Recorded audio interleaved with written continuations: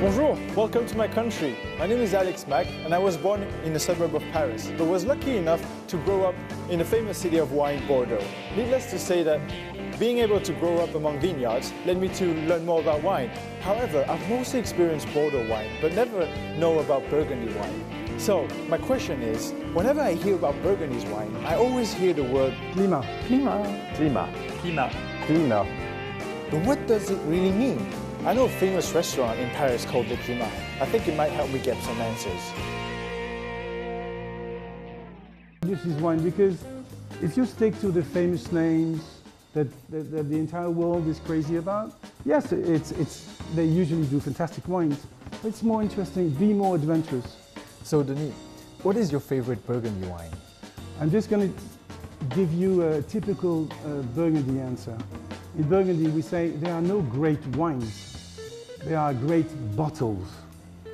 So, you know, sometimes you have one fantastic wine and you don't know why, but it's one of the best days of your life.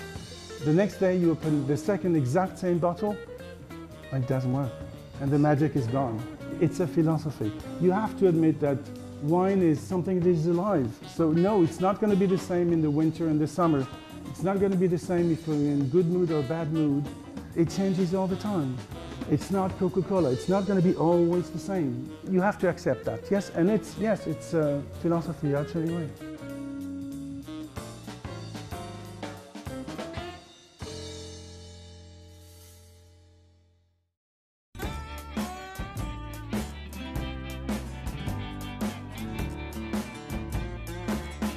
My curiosity about the wines in Burgundy was sparked, and I decided that one day I would make a trip to this legendary land. I never thought this dream would come true after I left France to start my performing career in Hong Kong.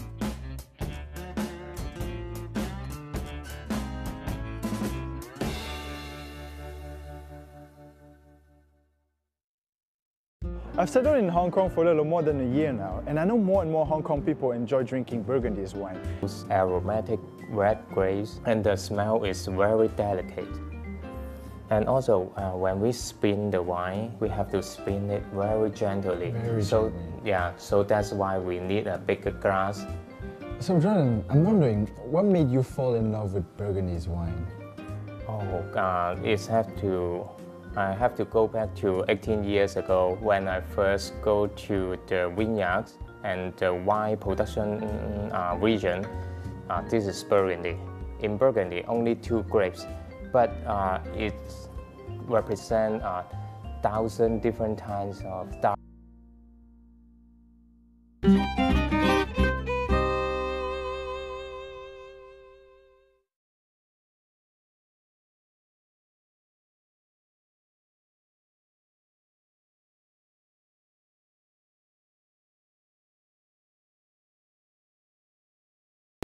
Please tell me, what is the main difference between Bordeaux and Burgundy's wine? One of the key differences is the grape variety that's used in these 2 regions. So Bordeaux is always a blend, and the blend for red wines is based on Cabernet Sauvignon, Merlot, and Cabernet Franc, whereas in Burgundy we have a monocépage, a single variety that's used for all the reds, and that's Pinot Noir.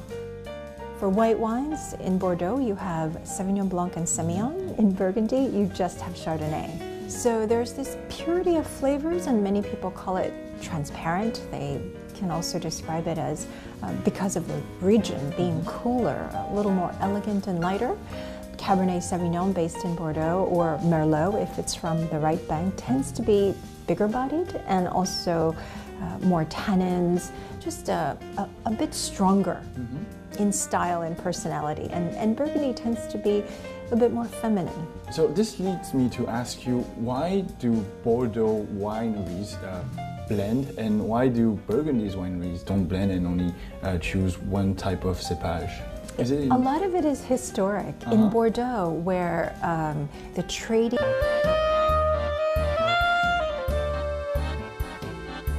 I'm finally here in the heart of Burgundy, a really complex region. It is famous for its wines, as we can find the world's most expensive bottles, but the region's wines is also produced in a very limited quantity. Even the UNESCO ranks the Climat as a World Heritage. The exploration of this intriguing region starts here, and I'm about to learn different stories from true believers of Burgundy wines.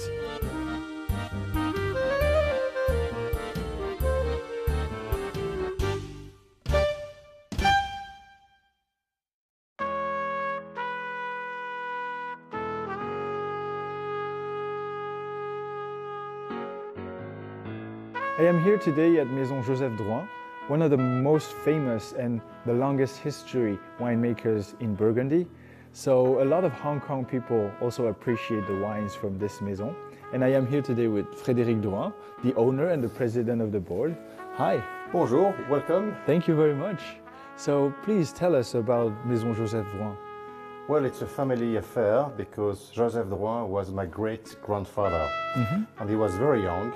He was about 24 when he said, I want to sell wine as a business. But he was not living in Beaune, he was living north of Burgundy. So he said the best place to start the business has to be the capital of the wines of Burgundy, which was Beaune already. So he came here, he purchased a little house with a cellar below, a winery behind, and he began to make the wine and sell the wine under his name. Later on, the son of Joseph, Maurice Drouhin, took over, and Maurice Drouhin had the great idea to buy vineyard. And the first vineyard he purchased became very important to us as it was Beaune Premier Cru Clos des Mouches. But in those years, Maurice Drouhin was kind of broke. He had one horse, one motorbike. And he wished he could go to the Côte de Nuit vineyard, but it was too far away. So the first vineyard he purchased was close to his winery, so close to Beaune. Then my father, Robert, took over also at the age of 24. And my father arrived at a time where the economy was booming in the world, les Trente Glorieuses. And my father expanded the estate in the Côte de Nuit, later on in Chablis. And now there's the fourth generation, and it's kind of strange as a business model because Joseph Drouhin, it's a family thing. I work with my two brothers and sister, one in a vineyard, one at the winery, one in an airplane, and the other one managing the whole thing. So I know here you have one of the oldest and one of the largest wine cellar. Can you tell us a little more about it? We are lucky to work in the most historical parts of the city.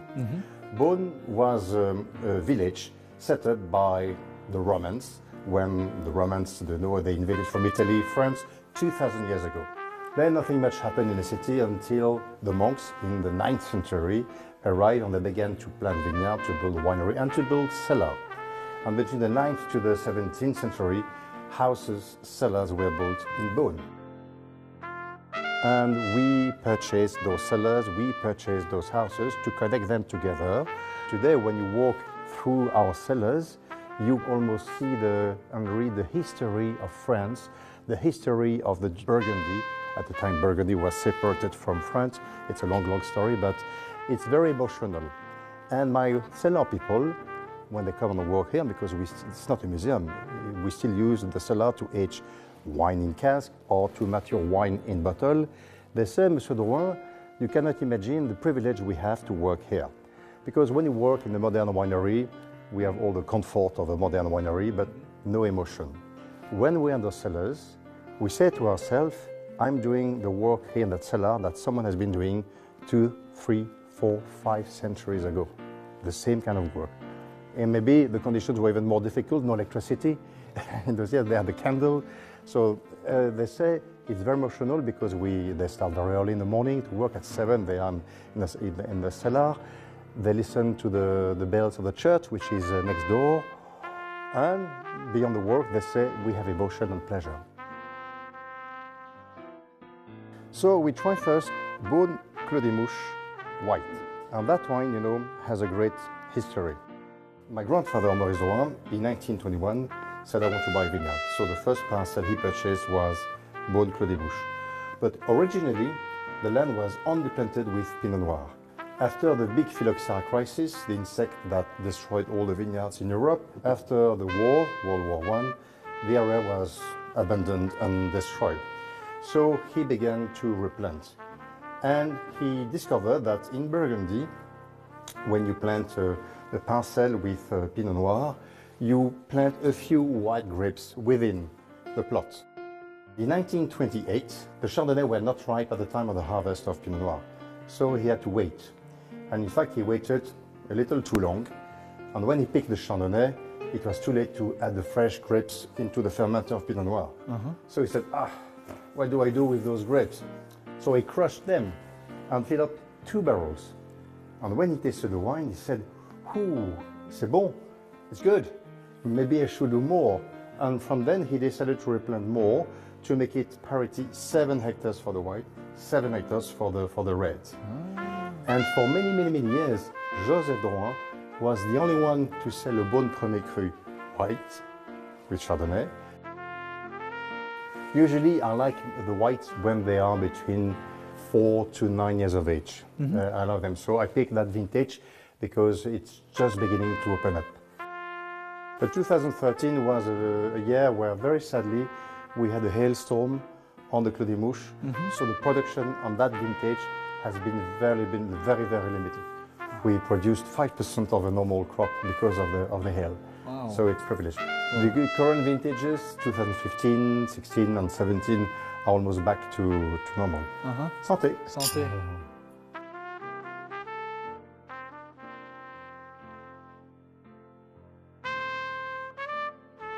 What is the red that we're gonna taste? My favorite area is in Chambol-Musigny. So I picked a wine from Chambol-Musigny. The wines of Chambol-Musigny, generally speaking, they have a style that we like very much. And I often compare the texture of the wine of Chambol with cashmere. Not silk, because cashmere has depth, warm, casualty. Silk is a little thin and cold. So I like very much the feeling you have when you wear a cashmere scarf with cashmere, because in your mouth, this is the feeling you have with Chambol-Musigny. Amoureuse Premier Cru. So our production is limited. When everything goes well, we have 1,800 bottles for the world. For the world. For the world. So it's very limited. This is more limited, and it's a wine that can be drunk young, but preferably you have to wait a couple of years. If you have a good cellar, it can be kept 10, 20, 30 years. So that will be for your children. Okay. When you taste a grand vin, Amoureuse is considered the grand vin. To me, there are a few things you should pay attention to. Well, first, the color, as you see, it's a nice ruby color, very bright. Medium intensity. I can see my fingers through the glass, which is good. As it is young, I have very much the expression of the Pinot, the tiny red berries, strawberry, raspberry. I have a little bit of licorice. I have some light spices, licorice. This is very appealing.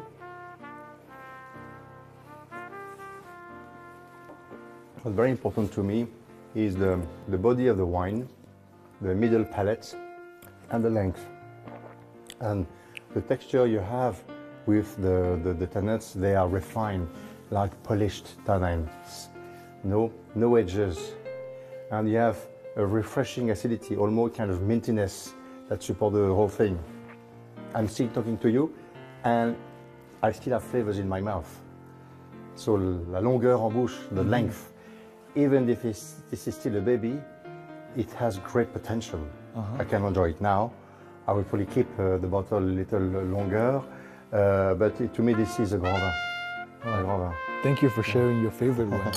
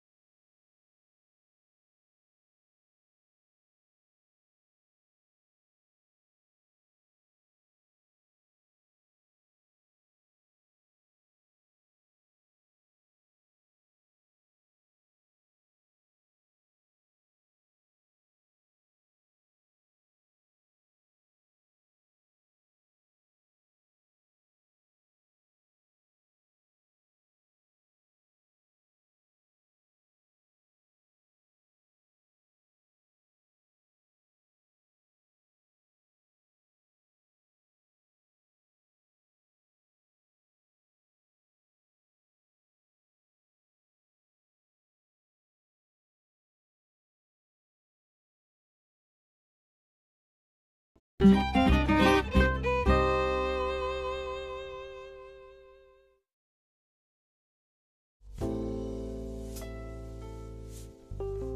will start now tasting Pomar. So Pomar, you have to keep in mind, is a very small village. Pomar is 600 people living in this small village. But this is famous all around the world for the quality of the wine. So this is what we will taste now. Let's start with 2015. This vintage is considered as one of the most exciting of the last 10 years. How come? Nature helped us a lot for this vintage, yes. We had a very nice